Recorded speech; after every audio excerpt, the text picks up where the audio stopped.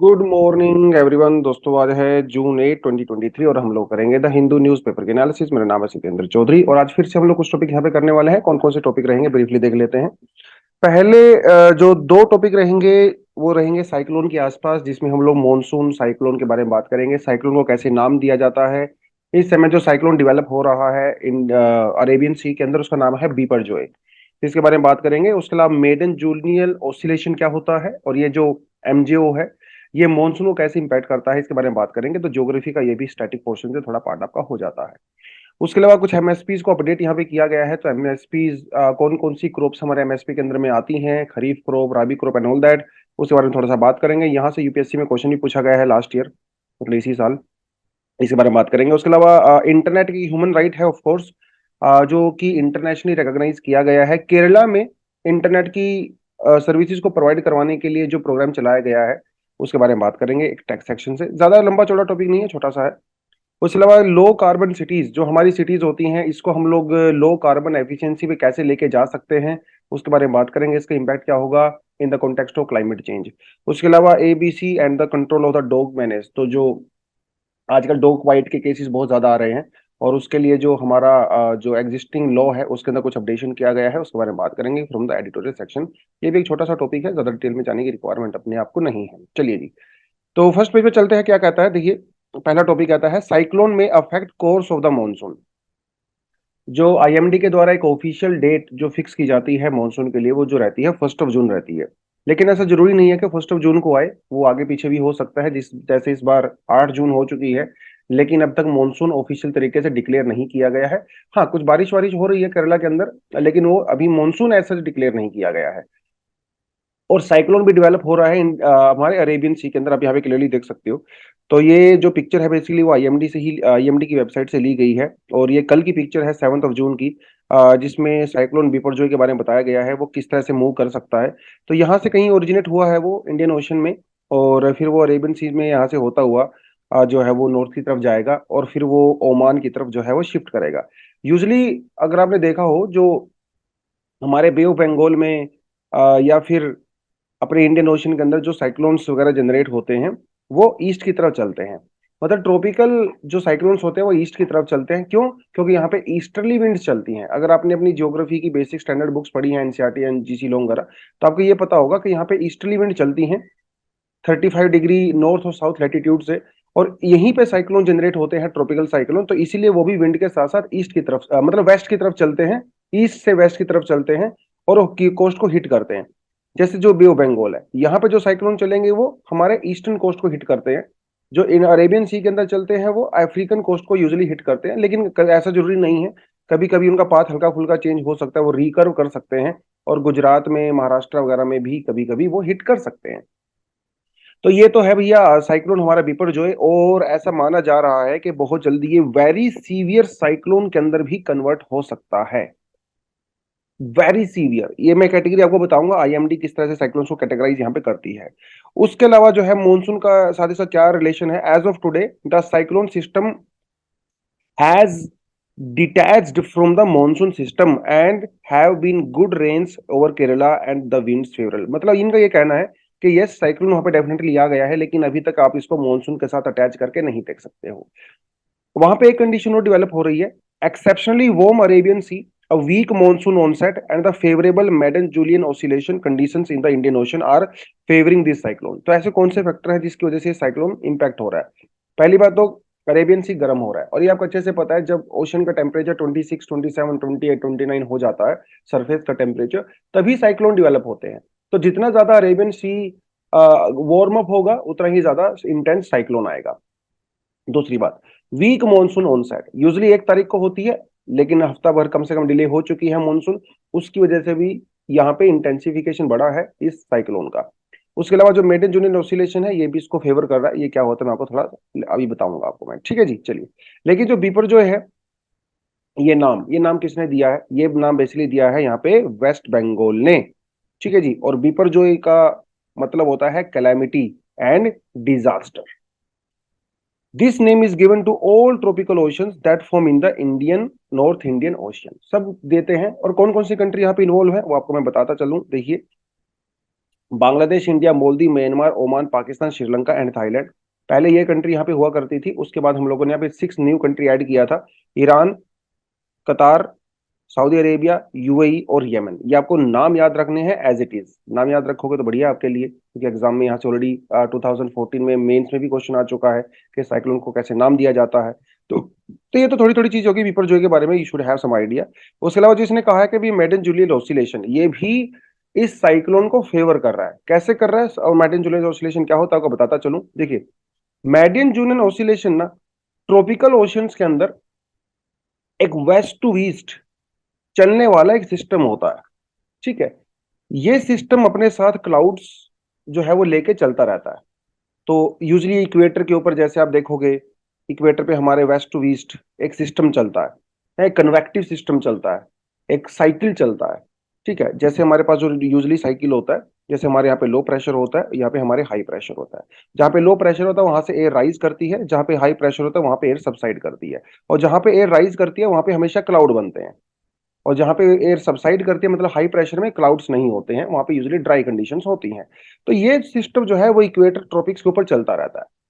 और इसकी दो ब्रांचेस होती हैं, एक ब्रांच होती है जहां पे एयर राइज करती है, दूसरी ब्रांच जहां पे एयर सबसाइड करती है। ठीक है जी। तो जहां पे एयर सबसाइड कर राइज करती है वहां पे बनते हैं क्लाउड्स और वहां पे होता है रेनफॉल।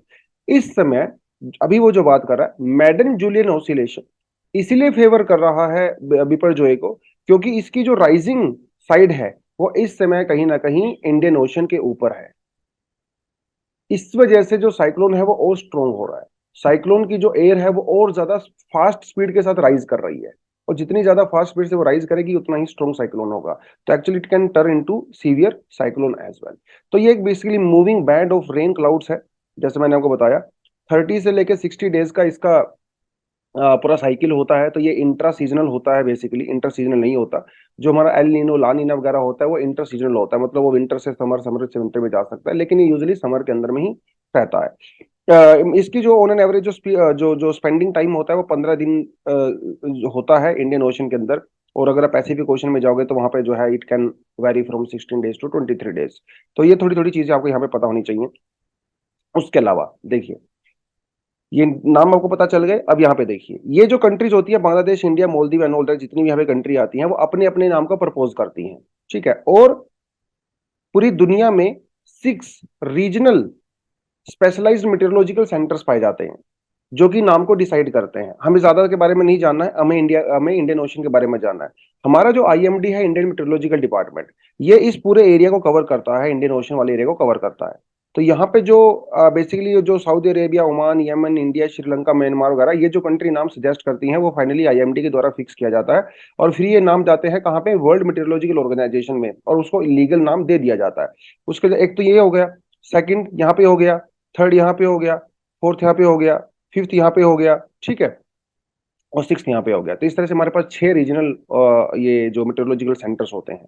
तो हमारे पास इंडिया में भी, अब देखिए यहाँ पे जरा, बांग्लादेश, इंडिया, ईरान, मालदीव, इन्होंने कौन कौन से नाम सजेस्ट किए हुए हैं। देखिए, बांग्लादेश ने नाम सजेस्ट किया निसारगा, बीपरजॉय, ये फोकस करिए आप यहाँ पे, Arnab, Upakul and all that rest. India में गति, तेज, ये आगे वाले आएंगे। मालदीव ने ये सब किए हुए हैं। यमन ने मोचा। देखिए, इस साइक्लोन से पहले जिस साइक्लोन था उसका नाम क्या था, उसका नाम था मोचा। मोचा के बाद कौन सा आया, बिपरजॉय।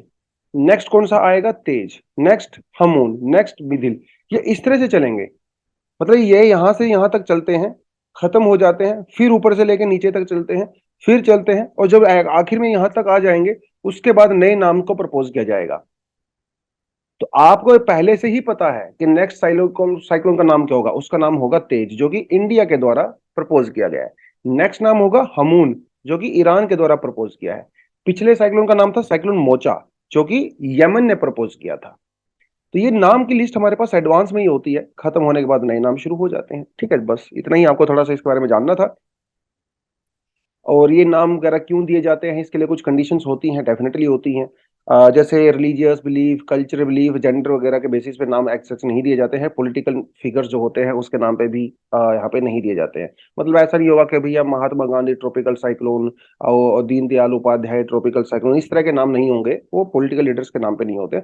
मैक्सिमम लेंथ जो है वो 8 लेटर्स की होनी चाहिए, इससे ज्यादा नहीं होगा। उसके अलावा नाम को रिपीट आप नहीं करोगे, नाम र्यूड नहीं होना चाहिए, क्रूअल नहीं होना चाहिए इन नेचर। बेसिक बेसिक सी चीजें हैं जिसको थोड़ा ध्यान में यहाँ पे रखने की रिक्वायरमेंट है।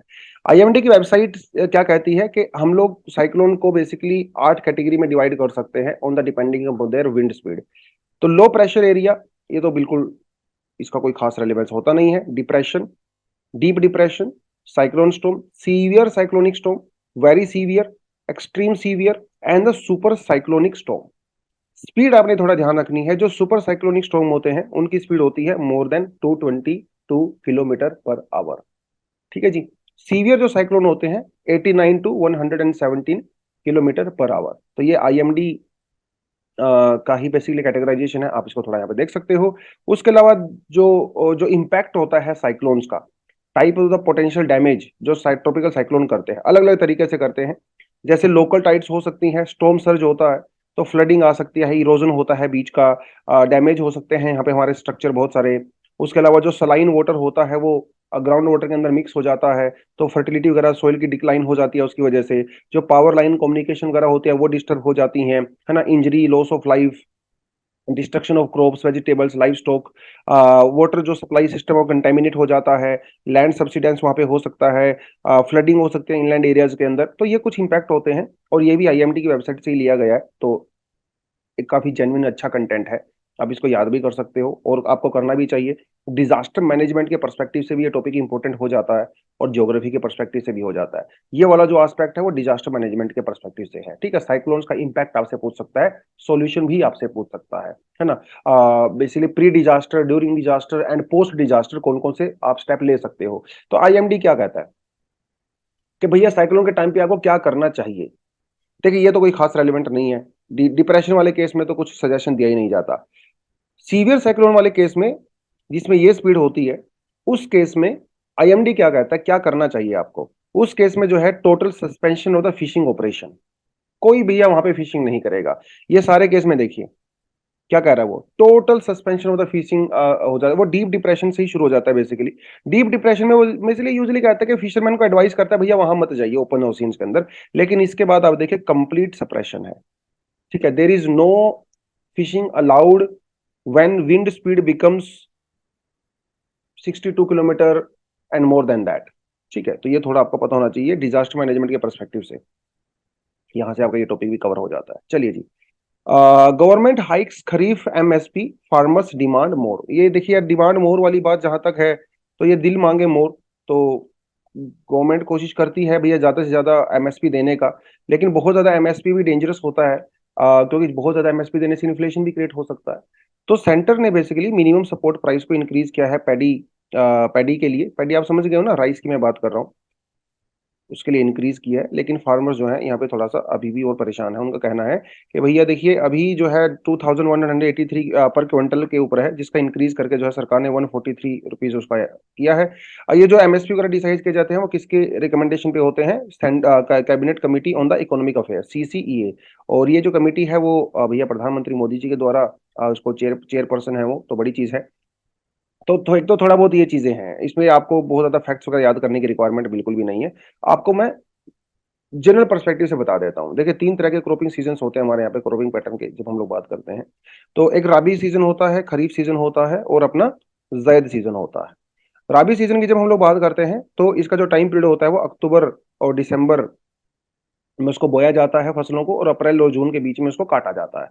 तो वीट, बार्ली, पीस, ग्राम, मस्टर्ड वगैरह वो सब यहाँ पे रहते हैं। पंजाब, हरियाणा, हिमाचल प्रदेश वगैरह उधर ग्रो करते हैं। खरीफ क्रॉप की बात करें तो इसके अंदर जो है जून जुलाई में इसको बोया जाता है और सितंबर अक्टूबर में इसको काटा जाता है। ठीक है जी। तो जून जुलाई, क्योंकि देखिए जून जुलाई का मतलब सीधी सी बात ये है कि भाई खरीफ क्रॉप ज्यादा पानी की डिमांड करते हैं, क्योंकि ये मानसून सीजन होता है। तो इसका मतलब इनको ज्यादा वाटर चाहिए होता है। तो जैसे राइस, मेज, ज्वार, बाजरा, तूर, मूंग एंड ऑल दैट, ये सब इस समय होते हैं। आसाम, मध्य, वेस्ट बंगाल वगैरह, तेलंगाना, तमिलनाडु, हर जगह पे इसको किया जाता है। जैद की फसली जो बीच वाला गैप होता है बेसिकली, जिसमें जो है हम लोग मार्च और जुलाई के बीच में उसको बोते हैं, क्योंकि फिर इसके बाद तो मानसून आ जाता है और रबी क्रॉप से पहले जो है इसको काट लिया जाता है बेसिकली। और यहाँ पे फ्रूट्स, वेजिटेबल्स, फोडर, क्यूकुम्बर वगैरह वो सब, वाटरमेलन वगैरह वो सब यहाँ पे आता है। तो एक तो थोड़ा सा आपको ये पता होना चाहिए। अगर थोड़ी डिटेल में जाना चाहो तो क्रॉप्स के नाम यहाँ पे दिए गए हैं। देखिए इस बार यहाँ से क्वेश्चन पूछा गया था नाइजर सीड से एग्जाम में, कि भाई यहाँ पे क्रॉप्स के बारे में। ठीक है, तो सोया ऑयल सीड है हमारा ये नाइजर सीड। तो जो एमएसपी दिया जाता है बेसिकली हमारे यहाँ पे कौन कौन सी क्रॉप को दिया जाता है। 7 हमारे यहाँ पे सीरियल्स है, पैडी, व्हीट, मेज, बाजरा। 7 हमारे यहाँ पे पल्सीज हैं, 5। 7 ऑयल सीड आती है जिसके अंदर नाइजर सीड भी है, जहाँ से एग्जाम में क्वेश्चन पूछा गया है।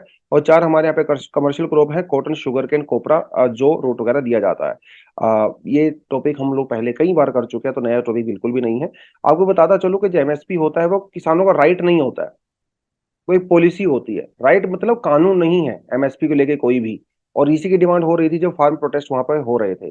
तो 23 मैंडेटेड क्रॉप्स में आपको ये जो दिया जाता है, ministry of agriculture and the farmer welfare के अंडर में जो हमारा सीएसीपी आता है, जो कि रिकमेंड करता है बेसिकली एमएसपी को। कौन कौन सी चीजें ऐसी हैं कि एमएसपी डिसाइड करने से पहले ध्यान में रखी जाती है बाय सीएसीपी, आप देख सकते हो। Demand and supply, cost of production, market price trend, inter parity, और उसके अलावा मिनिमम 50% जो है ध्यान रखा जाता है कि जो किसानों का कॉस्ट ऑफ प्रोडक्शन होता है उससे ज्यादा हम लोग जो एमएसपी यहाँ पे रखें। देखिए, किसानों को ये थोड़ा बहुत इंसेंटिव आप दोगे तभी किसान क्रॉप्स ग्रो करेंगे, अदरवाइज ग्रो करेंगे ही नहीं, सीधी सी बात है। तो यहाँ पे देखिए क्या कहता है, वो कहता है कि भाई crop shortages could exacerbate inflation following the MSP increase. तो यहाँ पे दो चीजें हुई, एक तो एमएसपी बढ़ गया और दूसरा क्रॉप प्रोडक्शन भी कम हो सकता है। ठीक है, क्या कहता है देखिए, 7% increase in the paddy MSP could lead to higher prices if output doesn't exceed last years. देखिए, सारा खेल किसका है, दो चीजों का खेल है, डिमांड और सप्लाई। ठीक है, अगर सप्लाई कम हो जाती है और डिमांड हाई रहती है तो प्राइस इंक्रीज हो जाता है, ऑब्वियस सी बात है।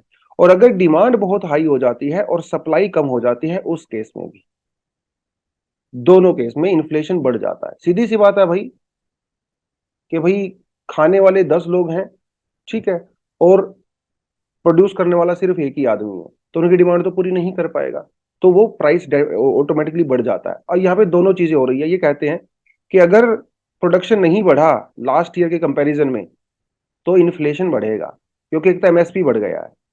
तो इसीलिए, और हर बार पॉपुलेशन हमारी इंक्रीज ही हो रही है, डेफिनेटली नए लोग आ रहे हैं, डिमांड बढ़ रही है, तो डिमांड की तो वही कम आप कम नहीं कर सकते, प्रोडक्शन आपको उसी स्पीड से बढ़ाना पड़ेगा। नहीं बढ़ाओगे तो मिसमैच हो जाएगा। और एमएसपी आपने पहले ही 7% इंक्रीज कर दिया है, तो इट में लीड टू फर्दर इन्फ्लेशन। जब इन्फ्लेशन होगा तो मनी की वैल्यू भी डाउन चली जाएगी, वो सारी चीजें यहाँ पे होती हैं। ठीक है, चलिए। सैटरडे को हमारा करंट अफेयर का कोर्स होता है जिसमें पूरे वीक का करंट अफेयर प्रीलिम्स और मेंस के पर्सपेक्टिव से करवाया जाता है। आपको मैं रोज बताता हूँ, आप ये कोड यहाँ पे स्कैन कर सकते हो। उसके लिए आप SC1000 कोड अगर वहां पे डालोगे तो 1000 रुपीज का आपको डिस्काउंट मिल जाएगा। 10 से 12 रुपए एवरीडे आपको पड़ता है, तो एक चाय के बराबर ही बेसिकली आपको पड़ता है। आजकल तो 15 रुपए की चाय आती है अगर आप मिट्टी के कुल्हड़ में पीते हो तो उससे भी सस्ते में जो है आपका करंट अफेयर हो रहा है। तो बात सस्ते की नहीं है, क्वालिटी भी बहुत बढ़िया है। ठीक है, आप कोर्स लेंगे तो आपको पता चल ही जाएगा, डीएनए आप हमारा देखते ही हो। उसके अलावा फाउंडेशन कोर्स के लिए आप ये व्हाट्सएप नंबर पे इन्फॉर्मेशन पूरी ले सकते हो, हमारी वेबसाइट को विजिट कर सकते हो, तो सब कुछ कंटेंट आपको बढ़िया वहां पे मिल जाएगा। चलिए जी, how can we transition to a low carbon city, क्या कहता है ये आर्टिकल, आपको बताता चलूं मैं। देखिए, एक तो हमारी जो सिटीज है ना, ये भैया बहुत कार्बन इंटेंसिव है, बहुत कार्बन जनरेट करती हैं। ठीक है, देख क्या कहता है, in 2020 29 trillion ton of CO2 was added in the atmosphere by our cities। तो सिटीज को लो कार्बन कैसे बनाया जाए ताकि क्लाइमेट चेंज के इंपैक्ट को मिटिगेट किया जा सके, इसके लिए भैया पूरा झगड़ा है। This is called sector coupling approach. ठीक है, ताकि हम लोग अपने अर्बन सिस्टम को डीकार्बनाइज कर सके। क्या कहता है देखिए जरा, what are the energy system transition important, क्यों करना है ये ट्रांजिशन का मतलब क्या होता है। ट्रांजिशन का मतलब होता है जब आप एक सिस्टम से दूसरे सिस्टम में एंटर करते हो, उसे ट्रांजिशन कहते हैं। पहले आप बच्चे हुआ करते थे, बच्चे से टीनेज के अंदर ट्रांजिशन हुए, टीनेज के बाद आप जवानी में चले जाओगे, फिर बुढ़ापे में चले जाओगे, फिर नेक्स्ट चले जाओगे, ये ट्रांजिशन ही तो होता है। तो ट्रांजिशन का मतलब यही है कि जो हाई कार्बन सिटी सिस्टम है उसे लो कार्बन सिटी सिस्टम के अंदर उसको ट्रांजिशन किया जाए, ये मतलब है इस बात का, ट्रांजिशन का। और ये ट्रांजिशन करना आज उतना डिफिकल्ट नहीं है जितना कुछ साल पहले हुआ करता था। क्यों? क्योंकि जो टेक्नोलॉजी है वो अब काफी सस्ती हो गई है और टेक्नोलॉजी हर जगह अवेलेबल भी हो गई है। पहले क्या हुआ करता था, इकोनॉमिक और टेक्निकल बैरियर्स हुआ करते थे, इसलिए जो गरीब कंट्री हुआ करती थी वो इसको अडॉप्ट नहीं कर पाती थी, लेकिन आज कर सकती हैं, क्योंकि सोलर पैनल की कीमतें लगातार नीचे जा रही हैं इस वजह से। तो हम लोग उसको कर सकते हैं। तो ऐसा नहीं है कि भाई इंडिया इस चीज में पीछे रहेगा, अगर इंडिया चाहे तो इसमें जो है काफी आगे जा सकता है। उसके अलावा क्या कहता है, क्या कर सकते हैं हम इसके लिए, किस किस चीज के ऊपर फोकस करने की रिक्वायरमेंट है। डिमांड और सप्लाई दोनों साइड में फोकस करने की रिक्वायरमेंट है आपको। पहली बात तो जो फॉसिल फ्यूल्स है, मतलब पेट्रोल डीजल कोल वगैरह वो सब है, उसको धीरे धीरे फेज आउट करना है, उसके धीरे धीरे उसके यूसेज को कम करना है। कार्बन कैप्चर और स्टोरेज जो टेक्नोलॉजी है इसको अडॉप्ट करना है। मतलब जैसे हमारी जो चिमनी वगैरह होती हैं, तो इसे इसमें से जो CO2 निकलता है आप इसको कैप्चर करिए और इसको स्टोर कर लीजिए, उसका यूज कर लीजिए, वो टेक्नोलॉजी को अडॉप्ट करना है। हालांकि अभी ये टेक्नोलॉजी थोड़ी महंगी है, लेकिन धीरे धीरे ये भी प्रॉपर हो जाएगी। डिमांड सप्लाई के हिसाब से हम लोग क्या कर सकते हैं, जो लोगों का बिहेवियर है वो चेंज कर सकते हैं, है ना। अभी हम लोग क्या करते हैं, फोसिल फ्यूल का यूज करते हैं, राइट। हम लोग जैसे व्हीकल चलाते हैं तो वो भी पेट्रोल डीजल से ही चलती है। तो हम लोग इस बिहेवियर को चेंज करके इसको रिन्यूएबल में कन्वर्ट कर सकते हैं, ताकि लोग इलेक्ट्रिकल व्हीकल्स को ज्यादा यहाँ पे प्रेफर करें। तो कार्बन डाइऑक्साइड रिमूवल टेक्नोलॉजी वगैरह ये सब हम लोग यहाँ पे अडॉप्ट कर सकते हैं। उसके लिए हमारे पास अलग अलग तरीके से स्ट्रेटेजी हो सकती है। यस, जैसे अपने सिटीज को हम लोग किस तरह से चेंज कर सकते हैं। हमारा जो स्पेस है सिटीज के अंदर, उसको हम लोग बेटर तरीके से यूज कर सकते हैं। बीच में पार्क लगा सकते हैं, सड़कें को चौड़ी कर सकते हैं, साइकिलिंग के लिए अलग से रूट जो है वहां पे लगा सकते हैं, फुटपाथ अलग से कर सकते हैं। वो सब तो करना चाहिए ना अपने आप को। हाँ, तो लैंड यूज पैटर्न चेंज करने की रिक्वायरमेंट है अपनी सिटीज के अंदर। अब यहाँ पे अलग अलग सिटीज होती हैं। कुछ सिटीज बहुत पुरानी हैं, जैसे बनारस हो गया, दिल्ली हो गया, पुराने हैं। कुछ सिटीज ऐसे हैं जो कि उतनी पुरानी नहीं है, थोड़ी कम पुरानी है, बहुत फास्ट स्पीड से फैल रही हैं। और कुछ सिटी ऐसी है जो नई सिटी है। तो तीनों में हम लोग एक जैसे तो काम नहीं कर सकते, अलग अलग करना पड़ेगा। तो कहता है जो एस्टेब्लिश सिटी है, पुरानी है, उनकी अब रेट्रोफिटिंग कीजिए। ठीक है, उनको थोड़ा सा उनके अंदर चेंज करने की रिक्वायरमेंट है। कैसे कर सकते हैं, साइकिलिंग को प्रमोट कर सकते हैं। अब ऐसा तो नहीं है कि भाई वहां पे घरों को तोड़ के आप चौड़ी चौड़ी सड़कें बना दो, वो तो पॉसिबल नहीं है। कम से कम आप साइकिलिंग के लिए कुछ ना कुछ कर सकते हो, वॉकिंग पाथ बना सकते हो, फुटपाथ वगैरह बना सकते हो। ऐसा देखा गया कि जो सिटीज वॉकेबल होती हैं, जहाँ पे चलना आसान होता है, वहां पे एनर्जी की डिमांड कम होती है। जैसे नेदरलैंड वगैरह, कहीं यूरोपियन कंट्री वगैरह, ऑस्ट्रिया वगैरह, इवन जापान में भी कई सिटीज हैं जहाँ पे लोग ज्यादातर चलना पसंद करते हैं, साइकिल से चलते हैं। तो वो तो आप डेफिनेटली कर सकते हो। आपका जो पब्लिक ट्रांसपोर्टेशन सिस्टम है आप उसको इलेक्ट्रीफाई कर सकते हो, है ना, CNG पे चले वो, ताकि इलेक्ट्रिक से वो तो हम लोग कम से कम कर ही सकते हैं ना। या फिर जैसे दिल्ली वगैरह में बहुत ज्यादा गर्मी पड़ती है, तो हम लोग यहाँ पे क्या कर सकते हैं, एक डिस्ट्रिक्ट कूलिंग सिस्टम लगा सकते हैं, हीटिंग नेटवर्क वगैरह लगा सकते हैं, ताकि लोग वहाँ पे आए रहें, मतलब थोड़ी देर वहाँ पे रेस्ट कर सकते हैं। वो सब तो डेफिनेटली किया जा सकता है। जो ग्रोइंग सिटीज हैं, इस समय बढ़ रही हैं जो बहुत सारी सिटीज, वहां पे हम लोग क्या कर सकते हैं, हाउसिंग और जॉब्स का टेक केयर कर सकते हैं लोगों का। कोशिश कर सकते हैं कि जो लोग जहाँ पे काम करते हैं, उनके और उनके रेजिडेंस के बीच में बहुत ज्यादा डिस्टेंस ना हो। मतलब आप 3 घंटे ट्रैवलिंग ही कर रहे हो, आप गाड़ी चला रहे हो, बाइक चला रहे हो, उससे तो भैया CO2 ही एमिट होगा ना। तो कोशिश करें आपका जो ऑफिस है आपके घर के ज्यादा दूर ना हो। ये कोशिश अगर हम लोग करेंगे तो डेफिनेटली इससे भी बहुत ज्यादा CO2 कम रिलीज होगा। यस। जो नई सिटीज हैं, नए वाली, इसमें क्या कर सकते हैं, एनर्जी एफिशिएंट सर्विसेज इंफ्रास्ट्रक्चर वगैरह प्रोवाइड करवा सकते हैं, पब्लिक सेंट्रिक कर सकते हैं, जैसे बिल्डिंग कोड्स वगैरह होते हैं वो प्रॉपर तरीके से इंप्लीमेंट कर सकते हैं। Net zero energy use building बना सकते हैं, एग्जिस्टिंग बिल्डिंग है उनको रेट्रोफिट कर सकते हो।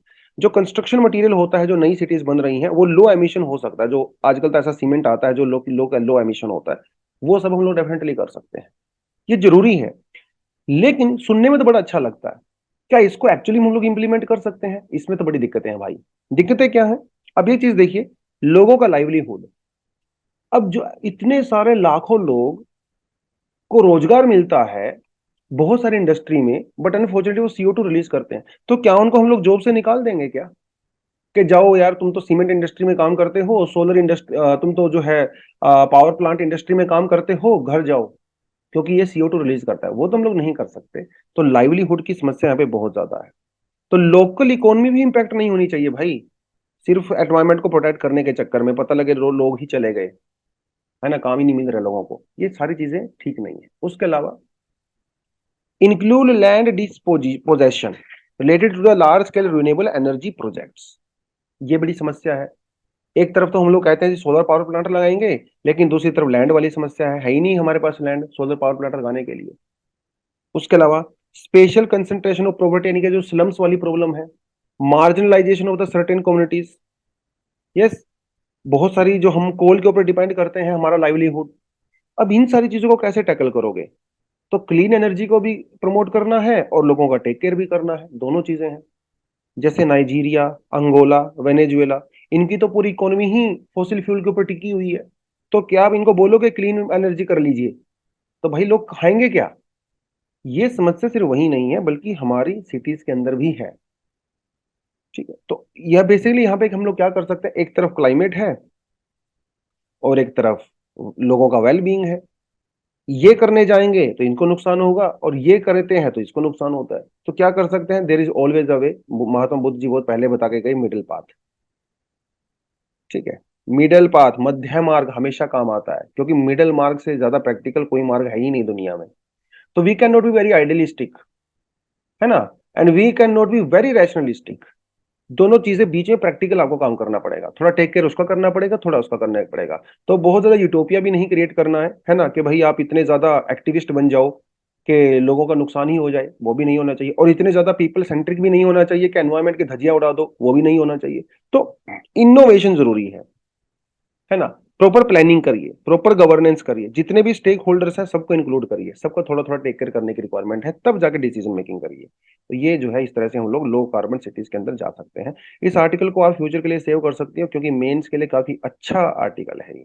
ठीक है, अर्बन लो कार्बन सिटीज के बारे में definitely they can ask your question. ठीक है, चलिए थोड़ा सा एक छोटा सा टॉपिक यहाँ पे केरला का है। तो केरला में बेसिकली क्या है, एक केरला फाइबर ऑप्टिक नेटवर्क उन्होंने डेवलप किया है, जहाँ पे केरला ने इंटरनेट सर्विसेज को as a basic human right identify किया है, क्योंकि this is also identified by the United Nation also. So in order to provide internet connectivity to the larger population, Kerala has developed this Kerala fibre optic network, जिसमें वो लोग क्या करेंगे, जो below poverty line लोग हैं उनको इंटरनेट की फैसिलिटी देंगे फ्री ऑफ कॉस्ट। लेकिन ये अनलिमिटेड नहीं है, डेली आपको 1.5 जीबी डेटा दिया जाएगा। ठीक है, और आप उसको खर्च करोगे तो फिर, और ये 15 एमबीपीएस की स्पीड से आपको दिया जाएगा। तो ये बेसिकली उन्होंने कहा है। तो वहां का जो इलेक्ट्रिसिटी बोर्ड है उसके साथ मिलके जो है इन्होंने यहाँ पे ये किया है।